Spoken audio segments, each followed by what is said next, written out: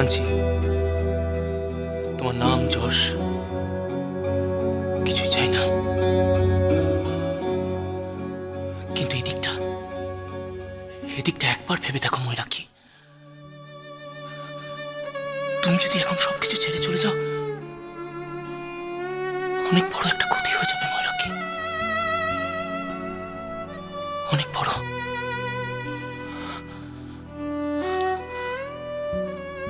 আর আমি তোমাকে ব্যর্থ হতে দেখতে চাই না। তোমার ব্যর্থতা মানে আমার ব্যর্থতা। ময়ূরাক্ষী, তুমি তো আমাকে এতদিন ধরে সাহস জুগিয়ে এসেছো, আর আজ যদি তুমি সবকিছু ছেড়ে চলে দিয়ে চলে যাও,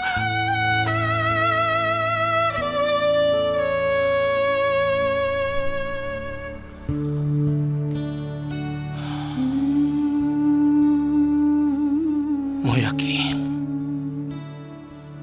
এটাই তো তোমার জীবনের এক চরম মুহূর্ত।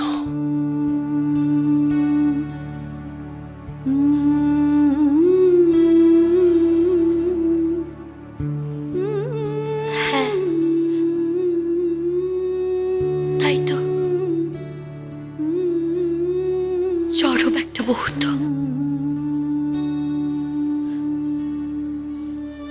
আর আমি ভুলে গিয়েছিলাম। সরি মিস্টার সেন, আমাকে ক্ষমা করে দিন।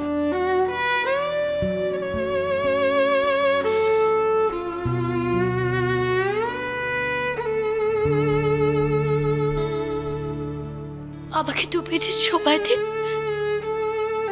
আমি নিজেকে গুছিয়ে দিচ্ছি।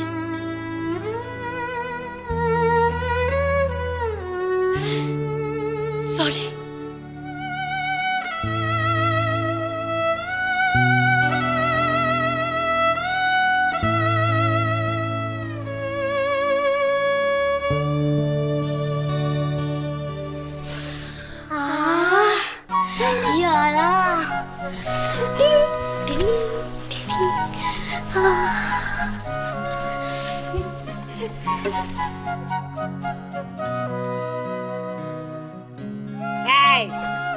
খবরদার বলছি, কোনো জিনিস তো হাত দিবি না। এখন আবার বকা বই গেছেন বকুল।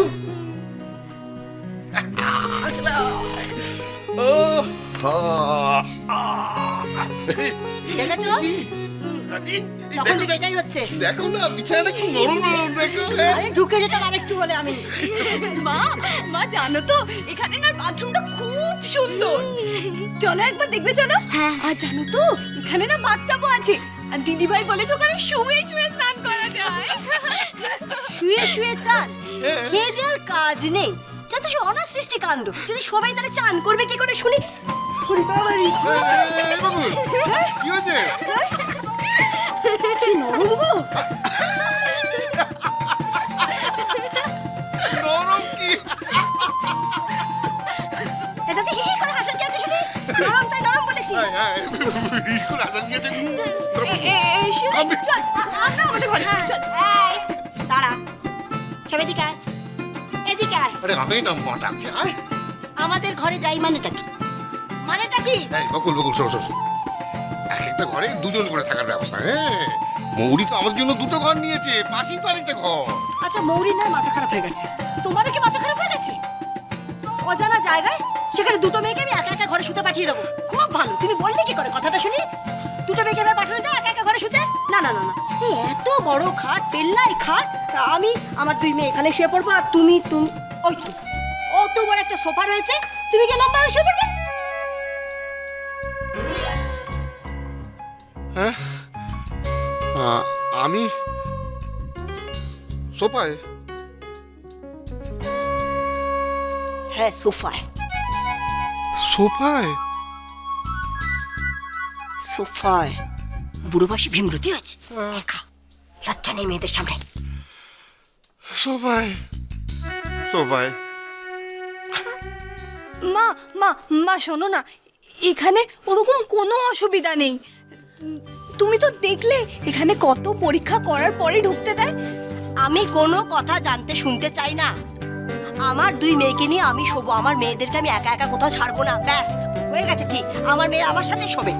আচ্ছা ঠিক আছে বকুল, ওই যাতে তোমার শান্তি হয় সেটাই হবে। ওরা এখানেই শোবে, ঠিক আছে। হ্যাঁ,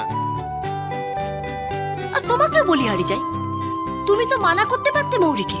কি দরকার ছিল এত দাম দিয়ে দুটো ঘরকে নেওয়ার? হ্যাঁ, শুধু শুধু আমাদের জন্য? না না না, ওর কতগুলো পয়সা নষ্ট হলো বলো দেখি। বকুল, মৌরির মন চেয়েছে আমাদের সুখ সুবিধা দেখানোর। আচ্ছা, আমি ওকে বারণ করি কি করে বলো তো? হ্যাঁ, টাকা পয়সা গিয়ে সবকিছুর হিসেব হয় বলো? ও বকুল, তোমার ভালো লাগছে না? হ্যাঁ, আমার তো খুব ভালো লাগছে। বলো, আমরা কি কোনোদিন ভেবেছিলাম এইরকম একটা জায়গায় এসে আমরা থাকতে পারবো? হ্যাঁ, বলো না। হ্যাঁ,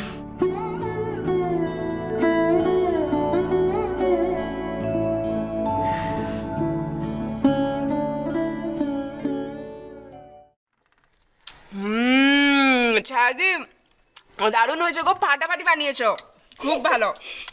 তাহলে আরেকটা দিই? দাও দাও, না খাও, ভীষণ ভালো হয়েছে গো, সবকিছু একদম ঠিকঠাক, ভালো করে খাও তুমি। খুব ভালো বানিয়েছো, ভালো বানিয়েছো, দারুণ। কি রে দাদা, তুই আজকে এত তাড়াতাড়ি?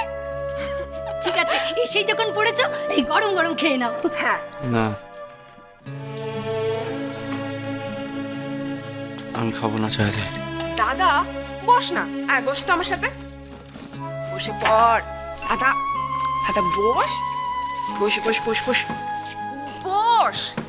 ছাদি দাও তো। হ্যাঁ নিখিল দাদা, একটু মাংস খেয়ে দেখো। তুমি তো ওই আলু দেওয়া মাংসের ঝোল খেতে খুব ভালোবাসো। আমি আনছি এক্ষুনি। কতদিন বলতো তোর সাথে ভালোভাবে কথাই হয় না, এত ব্যস্ত থাকিস আজকাল।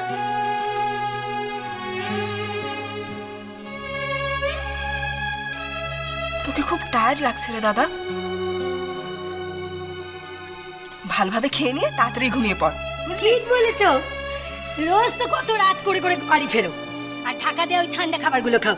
আজকে আমি পরিবেশন করে তুমি খেয়ে দেখো দেখি।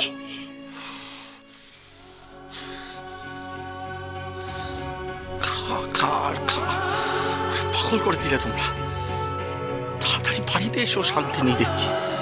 আমি বললাম তো আমার খেতে ইচ্ছা করছে না, আমি খাবো না এখন। খেতে ইচ্ছা করুক না করুক তবু তুমি খাও, আমি দিয়েছি। ছাড়। দাদা বসে পড়, খেলে খাও খাও, এসো এসো এসো। বস।